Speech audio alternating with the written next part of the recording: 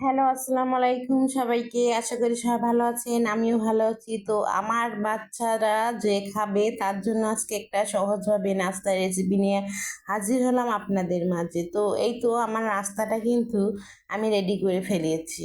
তো প্রথম থেকে দেখাইনি, লাস্ট পর্যন্ত দেখালাম। তো অবশ্যই ভালো লাগবে আপনাদের দেখলে। এটা খুব সাধারণ একটা জিনিস, যেটা আমি কেক তৈরি করে ফেলেছি খুব কম সময়ে। 5 মিনিটও লাগেনি আমার কেকটা তৈরি করতে। তো পুরো ভিডিওটা আমি দিতে পারিনি, তো অন্য কোনো দিন আমি পুরোটা দিয়ে দেবো। তো আজকে আমি এতটুকুই দিলাম।